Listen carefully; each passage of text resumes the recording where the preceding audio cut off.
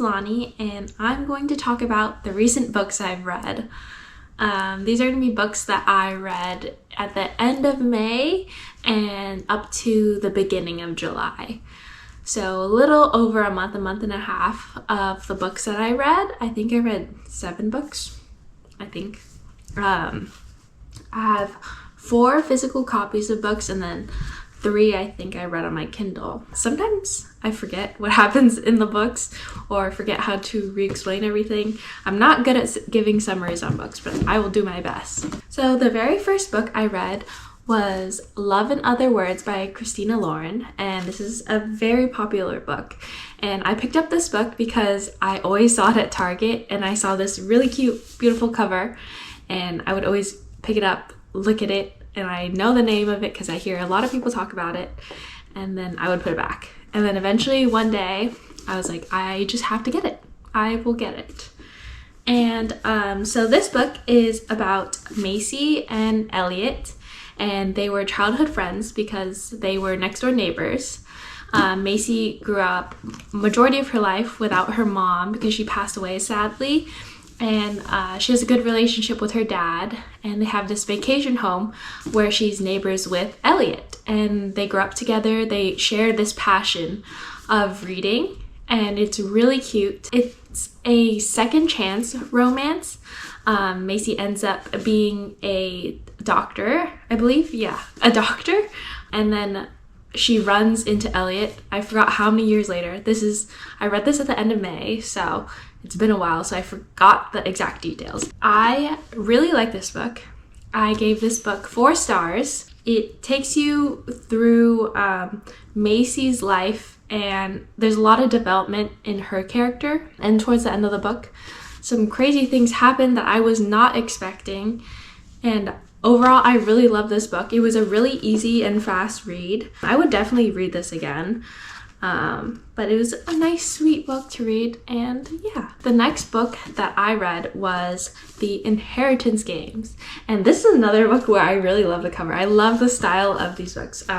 It's The Inheritance Games by Jennifer Lynn Barnes, and this is a very popular read for a lot of people. This book is about Avery, and she's in high school, and she doesn't have very much money. She's living in her car. Her guardian is her sister because her mom passed away, and her dad isn't really a great father figure. But then she ends up getting called to this inheritance meeting because this really rich man passed away. And then a bunch of people are pulled into this room for the reading of his will, and they're finding out how much each person inherited, and Avery ends up inheriting a lot of money. And she does not know this guy. She's never heard of him before. There are 4 brothers in this family, and they are the grandsons of Tobias Hawthorne, who passed away. So they're the Hawthorne brothers, and their family is known for having a bunch of games, mysteries, clues, and all those types of things. And they believe that Tobias Hawthorne left a mystery to figure out in his will, and they go through this journey.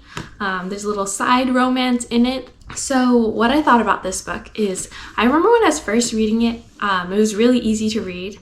It was fast-paced, enjoyable. There was some parts of this book where I didn't enjoy the writing so much. It is YA. I feel like there was a lot of re-explanation of things that was happening, so I was like getting kind of tired of rereading the same thing. But the story overall and the fast-pacedness of it was really fun to read.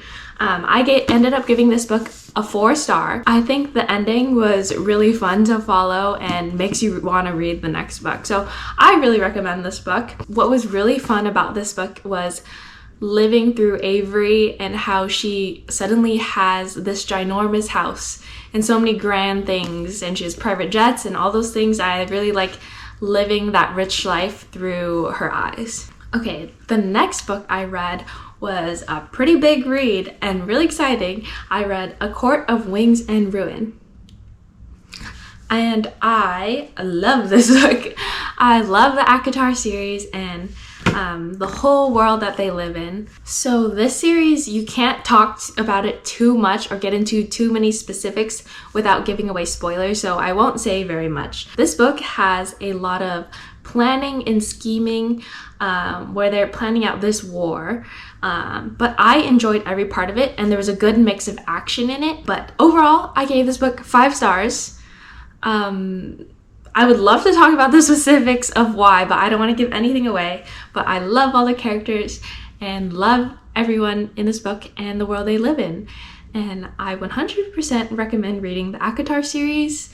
If you've been thinking about it, I think you should definitely read it. And I recommend reading it on the Kindle because those books are pretty clunky. I first started reading this book, I went to Barnes & Noble with my husband, and I picked up the book, and it's so thick, it's hard to hold the pages open and everything. So I read the first couple chapters in the physical copy, but I think reading on the Kindle is way easier. The next book that I read was Carrie, Soto is Back.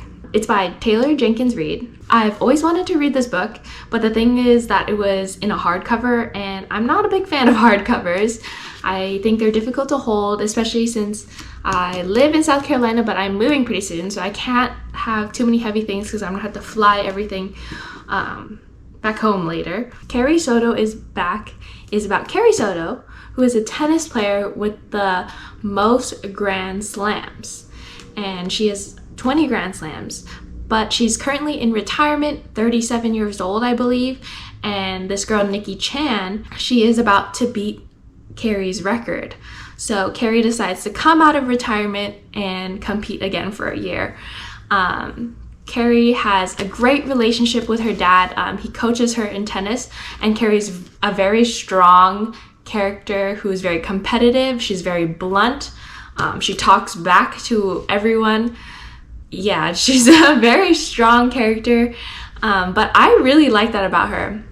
I really enjoyed this book because I resonated with her a lot because I was competitive in high school playing basketball, and I understood the workouts she was going through, or I understood what it felt like to push yourself really hard in a sport to win.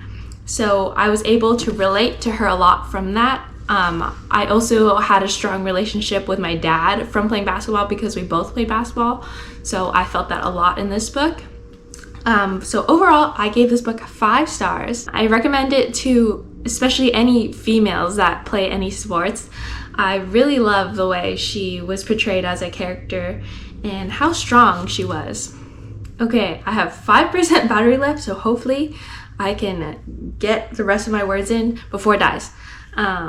So the next book I read was A Court of Frost and Starlight, and it is the novella within the ACOTAR series. And basically it's a sweet little intermission book. I saw someone describe it as like a holiday book, so like say you're watching a TV show and there is a Christmas episode. Basically, that's what it is kind of like to me. But it's not Christmas, it's their own holiday. It's a nice little way to continue being in the world, and I think it's very sweet that they're celebrating the holidays together with all the characters that everyone loves in this series.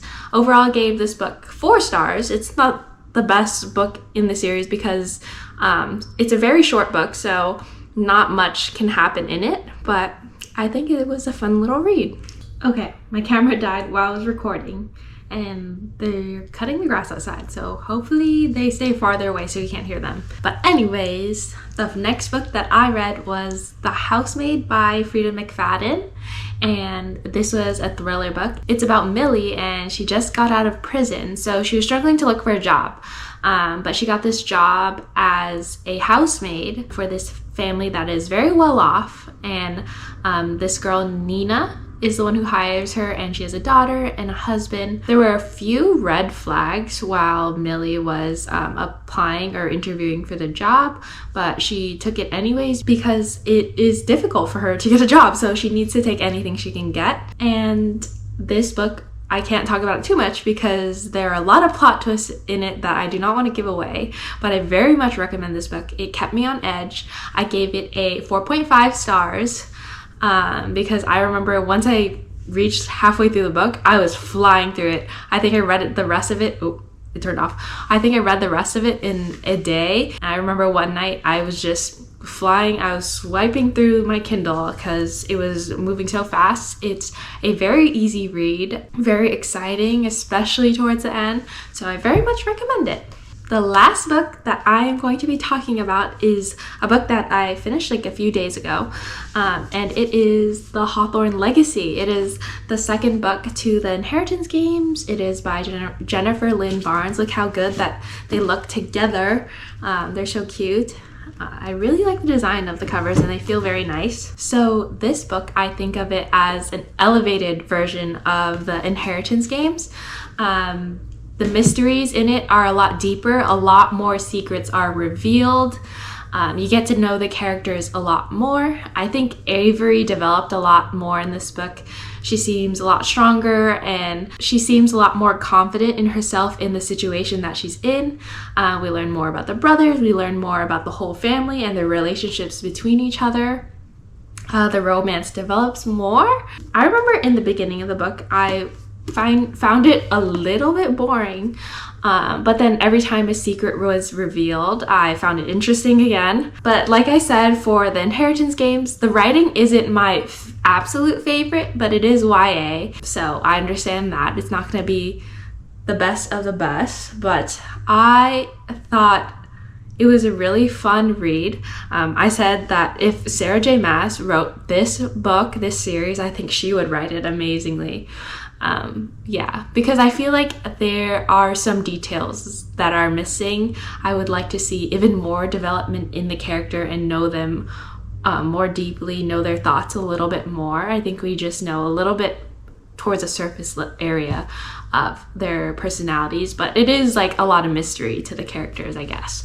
But overall, I gave this book 4 stars. I remember flying towards the end of the book. You can see where I tabbed it. That's the last time I tabbed it, and then basically I just finished the book after that tab. So for me, that's pretty good. That's reading a huge chunk at one time. Those are all the books I've read for the past month and a half-ish.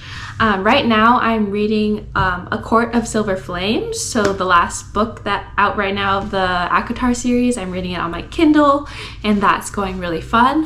In my last book video, I mentioned a whole list of TBR books, and I did not do any of them pretty much. But yeah, I'm excited to finish the ACOTAR series, and I want to move on to the Throne of Glass series. So yeah. Hopefully I explained these books well and made you want to read them. All of these books, I do recommend them. None of them were bad reads at all, and they are heavily read books, heavily popular books. So I think I picked good books to read this month. And yeah, so thank you for watching this video and listening to me talk about my silly little books. And I hope you have a good day. Bye!